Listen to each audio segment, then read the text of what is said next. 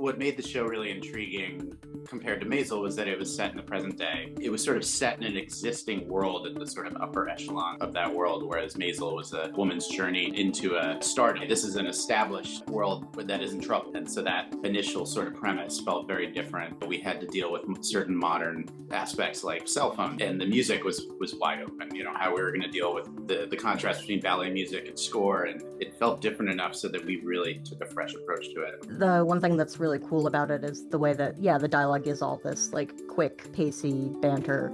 But then when you have the dance, you just sit back and watch dance happen for a while. And that is like you take a breath. And, Amy and Dan don't take a lot of breaths in their shows. That like gives a real gravitas to every time we take that moment.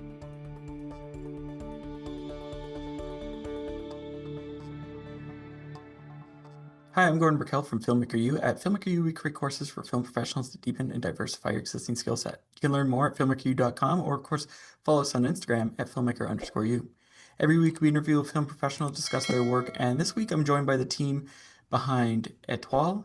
That's Zana Bochar and Tim Streeto. Yep. Welcome to the show, guys. Hey. Thanks. I guess my first question for you guys is what attracted you to this series? What made you want to join it? Well, we had worked on The Marvelous Mrs. Maisel together, and it's the same showrunners, Amy Sherman Palladino and Dan Palladino. And Zana and I worked on that for all 5 seasons. She started as my assistant and then moved up to kind of co-edit those episodes, a couple episodes with me. And they told us sort of halfway through the last season they were going to do this new show right away, and they asked us to join it, and we were thrilled. What? Yeah, it's hard to turn down working with Amy and Dan. Well, one of my questions is very Palladino specific, I guess you could say, which is when I started watching this, like there's 3 things that are going to impact your pacing in this. There's the dancing, which has specific scenes. It's not throughout, of course. There's the French language, so the shifts because the French language tends to be quickly spoken. And then there's the Palladino's banter or rhythm that they've created. And I'm wondering, how did you work with these 3 elements to sort of figure out the pacing and the approach to the series? I thought the one thing that's really cool about it is the way that, the dialogue is all this like quick, pacey banter. But then when you have the dance, you just sit back and watch dance happen for a while. And that is like you take a breath. And, Amy and Dan don't take a lot of breaths in their shows. And so that like gives a real gravitas to every time we take that moment. What made the show really intriguing compared to Maisel was that it was set in the present day, and it was sort of set in an existing world at the sort of upper echelons of that world, whereas Maisel was a sort of a woman's journey towards into a stardom that and all the bumps along the way. This is an established world that is in trouble, and so that initial sort of premise felt very different. We had to deal with certain modern aspects like cell phones and the music was wide open. How we were going to deal with the contrast between ballet music and score and doing that sort of stuff. And then it also had the same flavor of their other shows in terms of the comedy and the type of comedy it was, but it felt different enough so that we really took a fresh approach to it. Apart from the fact that shooting it was very different, because Maisel was it was primarily done in New York, but we had a couple of road trips. This was done kind of equally in both Paris and New York. I grew up in a household in the projects in East Harlem. There's a program at WNET, the public television station, to get more people of color behind the camera, in the editing room, doing sound, writing scripts. When they put me in a dark room and they showed me how to use the splicer and the rewinds, I felt this big sigh of relief, this sense of, wow, I found my space. The editing part of filmmaking is the real nuts and bolts, what makes films come to life. You can ask Spielberg, you can ask Tarantino, you can ask Spike. When you sit here, this is where the proof is in the pudding. I'm Sam Palladino, and this is my class on documentary editing.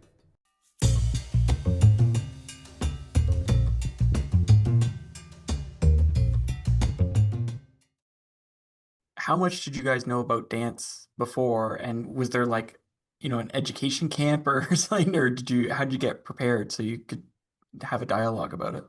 Yeah, I mean, I knew nothing about dance before. And we had an apprentice and a couple of other members on our crew who were familiar with ballet. We had a poster board someone made with all the different ballet steps written out so we could help identify things.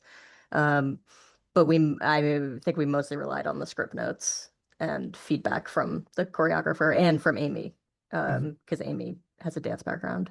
One of the things that sort of stood out for me, and this is just a question for myself, is I noticed that the dancers like that they have chosen were basically like really good dancers. Were like these well-known dancers that were just doing background for the show, or like how? Because like even just people in the background were nailing jumps and stuff. Yeah, I mean, there was an extensive casting process for the dancers. They had a few parts that they knew from the beginning would be performed by such as Cheyenne and Gabin, that they knew were going to be actors with dance doubles.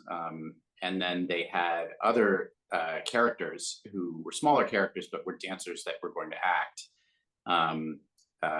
Most significantly is probably Ava, who is Tyler Peck, who's a superstar in the world of ballet, and she's at New York City Ballet. And I think that how those blended together was going to be interesting, and that was sort of an editorial challenge, and I think all of those dancers grew, but the entire thing was in service of reality, of feeling like these people would be arguing and carrying on their story, and then you would see them do these kind of extraordinary things, and that was an important thing to try to pull off. Tim, you tackled the pilot. So with a pilot, it's, one of the challenging things is you're basically figuring out what the rest of the series is going to look like, feel like, pacing, rhythm. So what were some of the challenges you faced in getting that together for the series? Well, compared to other I've done a couple pilots, and compared to the other ones, this was the most spread out in terms of shooting schedule. Because of the strike, we were delayed for about a year to start production generally. And then we had the Olympics in Paris to contend with in the summer, so they couldn't shoot in Paris in the summer because it was just going to be overrun with Olympic stuff. And so they rescheduled it so that they shot the first 6 episodes worth of Paris material. They had to kind of get those scripts together first. Then they came back to New York and sort of filled in the New York bits. Complicating that, we had a few sets in Paris that were New York sets. So Jack's office, for example, which a lot of the first episode is set in, or at least a few big scenes are set in, was in Paris actually, but with a translate of Lincoln Center behind him. And so the bottom line was it was a long time before I had a complete first episode, before anybody saw anything complete. About 5 months before we had something to really work on together. That was very different for Amy. Certainly, I think she likes generally to watch things once they're complete. She doesn't like to see, unless she's trying to figure something out, she doesn't like to see rough cuts while she's shooting, and she just kind of wants to hear how it's going. And for me, but we weren't able to really sit together and work on the whole thing until they started shooting in, I think, March of 24, and then we didn't really start working in the editing room until August, like the end of August. It was a pretty spread out process. So that was, and then the usual pilot challenges of introducing the characters and how we were all feeling about how it was paced, how quickly we got to the sort of challenge of the season, which is the swap, and that sort of thing was all worked on quite a bit. So how much did that prolong other episodes as you were figuring out the look and feel? Well, I think we had the first complete episode was 2, right? Zana? 3. It was 3. 3. wow. Yeah, that's right. And it was Because 2, we had to shoot the farm stand right. Yep. back in Paris at the end. Yes, farm shows that was in France as Long Island. Yes. Show, which they changed. I think Mhm. that a part of a scheduling, one of the changes they had to make in the schedule. So, it was tricky. But yeah, we had other complete episodes, but they didn't. I definitely didn't start working on 3 with Dan, who directed it, until after Amy and I really got the first one sort of out the door. They sort of prioritized the earlier, because of course Amazon wanted to see the first episode. That was the other thing. No, I'd love to ask you, Xana, in episode 7, there's one moment that made me laugh really hard. And so I was going to ask you about comedy editing, and that is when he sees the full French unit, I guess, or dancers do their thing, and everyone's happy, and he's just lost it. And they're like, Right. why aren't you saying something nice? And then he's like, you've performed the steps as is, or something along Right. those lines. Yeah. I'm wondering, in terms of like comedy and timing, like what's your approach when you cut a scene or a moment like that? Because there's also that sort of like, you sit on him for a bit before he leaves at Mhm. the end of it. Yeah, I mean, everything with, Amy and Dan is like fast, but Mhm. it's Dan actually had me slow a few things down. He said they were too fast. And I think that was one of them, where he wanted to like really just sit on this really awkward moment of silence. Um, and but yeah, I mean, so much of it comes from the actors already, because they get the timing on set the way Amy and Dan want it. Because Amy and Dan they know what they want. And so matching that in the edit, having the template of like the master shot to go off of is really helpful. But it's also just a lot of trial and error. Like, is this funnier or this funnier? For you guys, like one of the tricky things I feel with like the Palladinos is finding that balance of, because it's a drama but also a comedy, so finding that nice line that you guys seem to find, especially with the New York, the guy who leads the New York team, last name Fish, I can't remember his first name at the moment, Jack. but Jack, yeah, which is, he, even though he's under a lot of stress, there's a lot of really humorous moments with him. So I'm wondering, working that line and finding that tonal balance, how did you guys approach that? I mean, I think that Jack felt, and those were some of the first scenes that I got, where Luke Kirby played Jack. He was, of course, Lenny Bruce on Maisel, and so he was familiar to me, and it was a very different character for him. But I'd seen him in other shows and stuff, so I knew, he was a really good actor.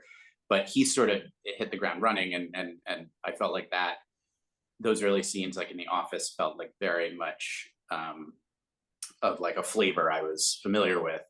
Other characters like Tobias, for example, who's Gideon Glick's plays, because he's sort of has difficulty communicating with people. He's a weirdo, and he like sort of is constantly struggling to sort of say what he wants, and he makes noises and stuff.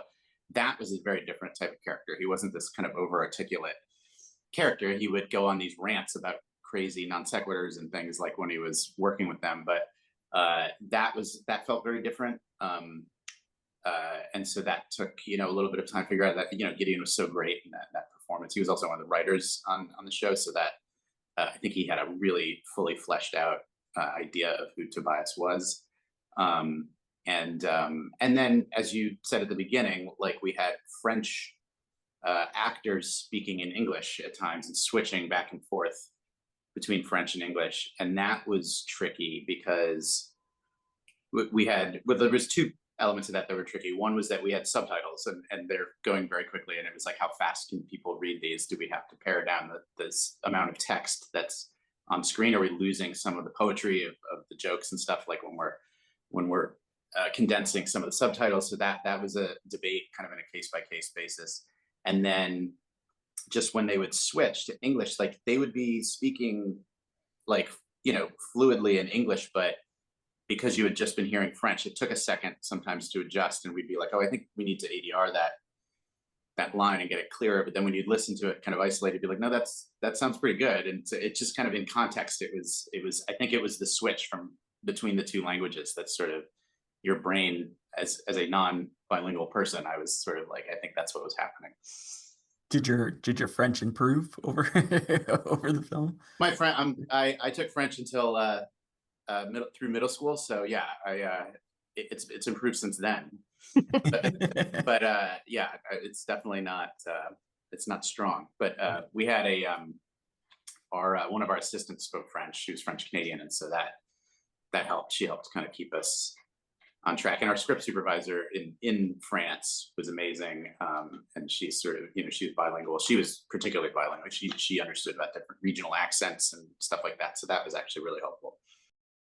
Probably one of the smartest things I've ever done for my career. It gave me all the tools that I needed to be able to jump into a new career. Getting myself into a mindset, thinking like an editor, and being around people that I can talk to on that level was really invaluable to me. A lot of the things that I learned from that class, I still think about. I loved the classroom. I loved the computer stations. We built a sense of community. And it also instills a lot of confidence in you to take that and go out into the world. After I took the class, I felt very prepared to take the next step. I owe Manhattan Workshop the career that I have right now. Things have been going great, and I really have the Manhattan Workshop to thank for that.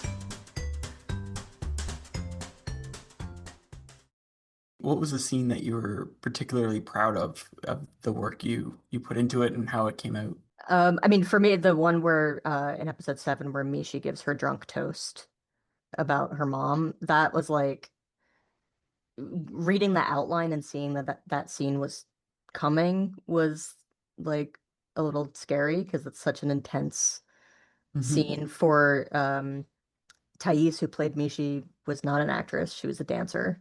And she had this like 6-page monologue that she's supposed to be acting drunk, which is not easy for good actors. Yeah. And it's in a room full of people. And, so it felt like a very, like, I was like, oh, this is going to be a scene. This is going to be a thing. And then when it came in and watching dailies, it was so good. And Thais was so good. And like, there were lots of options to choose from that were equally good. And so it was actually like, it came together way better than I was anticipating, and in a way that was just really fun. Because it really felt like she got her moment. Yeah.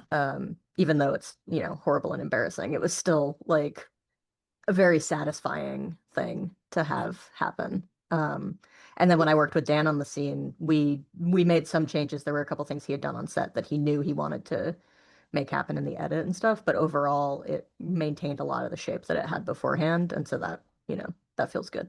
Yeah, I mean, there's two that sort of come to mind. One is the, in terms of like an editorial challenge, in the final episode when Tobias sort of scraps the performance and has to sort of come up with something on the fly to change it, and we're intercutting between the crowd inside, what's going on the stage, and people gathering outside once Geneviève goes outside and sort of sees that it's becoming this viral event, was tricky to communicate. There were different like locations. We got it they shot it over a couple of days, and we got pieces of it in sort of at different times, and they picked up so many great little bits of people outside and people inside and what the dancers were doing. And so it sort of was this like accumulation of this, so many different things. And so that was, and it was the kind of thing, like in the midst of it, I was like, is this going to work? Are people going to get this? Are they going to understand like what's happening? But it did, it all kind of came together, and we, and especially, we added some lines of people outside who were reflecting on like,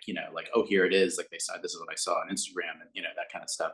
So that was hard. And then the other one is in the first episode, during the actual swap, when they were sitting around the conference table, it's the kind of scene that Amy like hates, because everybody's very stationary. She likes to move the camera, she likes to move people around, and so it's people sitting around a conference table and negotiating these different dancers and trades, but we had these great cutaways of dancers doing these kind of incredible moves. That was also part of the comedy, because Geneviève keeps agreeing immediately to Jack's proposals, which he thinks she's going to be upset about, and she throws him off that way. And so there was great comedy in sort of like the way it was written, but also we had the fun visuals of these dancers that, the premiere, I remember because the audience was full of all the dancers who'd been in the show, and all these people, like, they cheered after the first Antoine Guillaume bit where he sort of does his big, incredible like move. And that was really fun to see.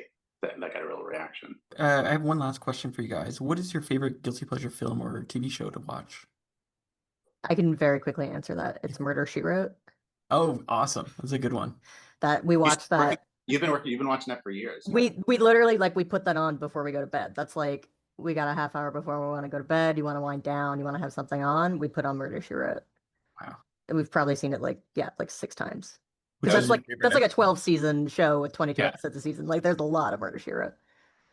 That was Which my is your grandmother's favorite favorite show. episode? She used to refer to it as Murder, She Said.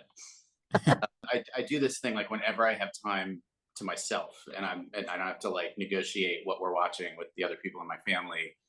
I often go to like Westerns because there's so many, and there's so many I haven't seen, and I just like, they're pretty like, I always enjoy them, like the good ones and like the bad ones, and the spaghetti Westerns, and then the classic John Ford stuff. Like I kind of like, I always love a Western or like a detective, like a real sleazy, like, you know, LA detective story or something like that. I just saw in the like crime sort of genre, High and Low, the Kurosawa movie. Oh yeah, that's a good one. Which is so good, and I just like, you know, so those aren't really guilty pleasures. Like my guilty pleasures are like, I think you asked me this one other time, and I said like my kind of cult favorites from when I was a young teenager, which was like Buckaroo Banzai and Big Trouble in Little China and The Thing, and like John Carpenter stuff, Star Wars, like that kind of, you know, stuff from when I was a kid. Those are definitely like the comfort foods.